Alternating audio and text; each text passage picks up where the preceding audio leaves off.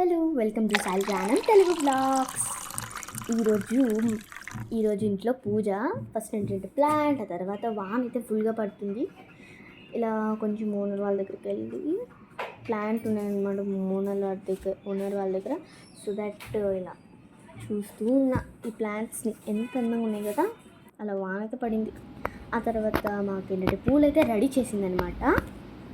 అలా పూలు రెడీ చేసిన తర్వాత ఏంటంటే శివయ్యకి డెఫినెట్గా అభిషేకం మాత్రం ఉంటుంది. రోజు అభిషేకం చేసేస్తాం. ఆ తర్వాత ఆయనకి కొంచెం విభూతి అయితే కొంచెంగా కొంచెం పూస్తాం విభూది. ఆ తర్వాత ఏంటంటే పూలు అయితే పెడతామన్నమాట. శివయ్యకి పూలు పెట్టేసేసి అందరి దేవుడికి పెట్టాము. ఆ తర్వాత ఏంటంటే ఆయన ప్లేస్లో అయితే కూర్చోబెట్టాల్సిందే. ఆయన ప్లేస్ మధ్యలోనే ఉంటుంది ఎప్పుడు. ఆయన ప్లేస్ ఇంకా మధ్యలో అయితే కూర్చోబెట్టాం. ఆ తర్వాత ఏంటి, ఎంత అందంగా ఉన్నారు కదా దేవుళ్ళందరూ. చూస్తుంటే చాలా బాగుంది. అండ్ నైవేద్యం కూడా పెట్టాలి అనమాట దేవుడికి. అండ్ ఆఫ్టర్ దట్ అగరబత్తి వెలిగించుకొని గంట కొట్టేసుకోవడమే.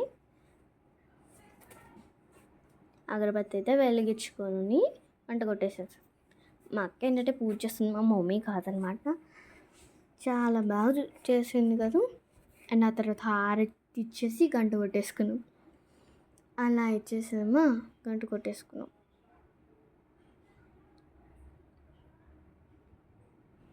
ఆ తర్వాత ఇంకా చూస్తున్నా అందరు దేవుళ్ళు చాలా అందంగా ఉన్నారు కదా.